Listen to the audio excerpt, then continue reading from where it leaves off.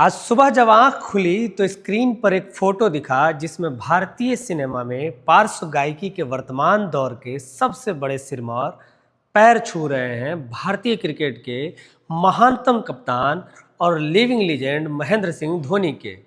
और खबर थोड़ा सा मीम शैली में था कि कौन सोच सकता था कि तस्वीर में मौजूद इन दो लोगों में ये बंदा पहले संन्यास की घोषणा कर देगा।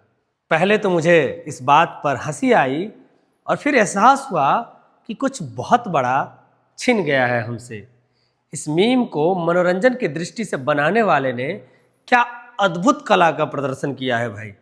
क्योंकि बात तो 16 आने सही है कि कौन सोच सकता है कि शारीरिक फिटनेस की अधिकतम मांग वाले खेल के एक खिलाड़ी महेंद्र सिंह धोनी उस उम्र में खेल रहे हैं जिससे 5-7 साल पहले अनेकों महानतम खिलाड़ियों का करियर खत्म हो जाता है।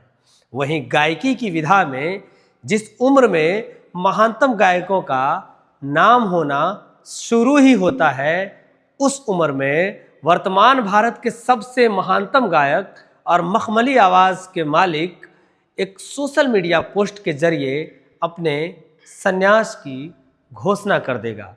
अरिजीत ने एक छोटे से जीवन में एक लंबा अनुभव जिया, रियलिटी शो में गए, अच्छी प्रस्तुति दी और फिर उन्हें मिला एक रियलिटी चेक कि भाई साहब आप जिस लक्ष्य को साधना चाहते हैं उसकी डगर इतनी आसान नहीं होने वाली है। जब अरिजीत को शो से एलिमिनेट किया जा रहा था तब द ग्रेट जावेद अख्तर साहब ने एक बात कही थी कि आज आपका नुकसान कम हुआ है, इस शो का नुकसान अधिक हुआ है। और मुझे लगता है कि यह उनकी दूरदर्शिता का कमाल था। आज फिर से पूरा देश अरिजीत से यही कहना चाह रहा है कि आपके इस निर्णय से देश के सिने प्रेमियों और संगीत प्रेमियों का ज़्यादा बड़ा नुकसान हुआ है।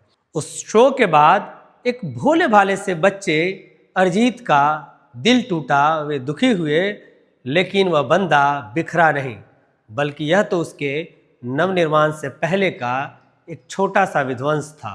उन्होंने अनेक बड़े संगीतकारों के साथ काम किया, डमी गाए, जिंगल गाया, दूसरे सिंगर्स को रिकॉर्ड किया और सीखना जारी रखते हुए अपनी बारी का इंतज़ार किया। फिर आई उसकी खुद की बारी। फिल्म का नाम था बर्फी, गाने के बोल फिर ले आया दिल।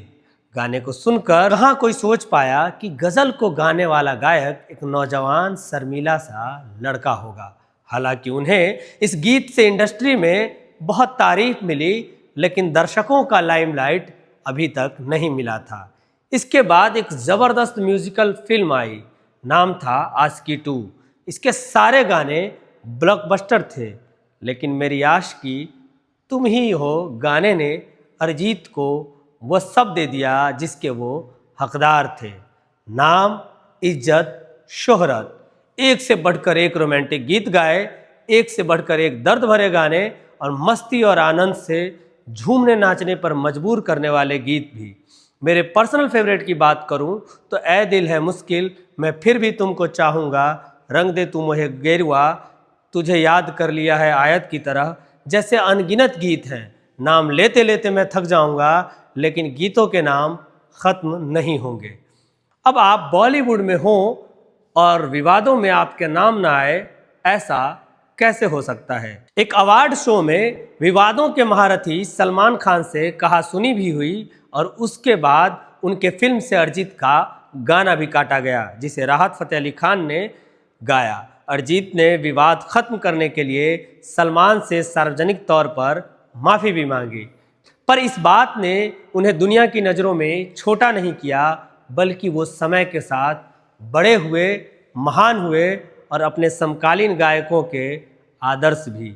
वो एक के बाद एक गीत गाते रहे, नाम बड़ा होता गया, यश एवं धन की वृद्धि होती रही।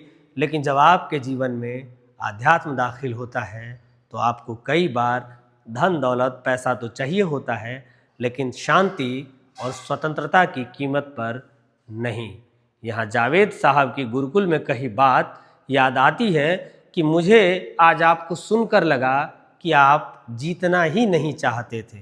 मुझे लगता है कि ये बात उस दिन की बजाय आज ज़्यादा सटीक है जब अरिजीत सिंह उतने चैतन्य हो गए हैं कि अब वो किसी से जीतना नहीं चाहते हैं। मुझे लगता है कि वो चाह अचाह से आगे एक शांति चाहते हैं, वही शांति जिसकी खोज में कोई गंगा में डुबकी लगा रहा है तो कोई मंदिर में जाप कर रहा है और कोई ऑफिस के फाइल के पन्नों को पलट रहा है। हम उन्हें इस आध्यात्मिक मार्ग की शुभकामनाएं देते हैं। बाकी दुआओं में तो वो याद आते ही रहेंगे।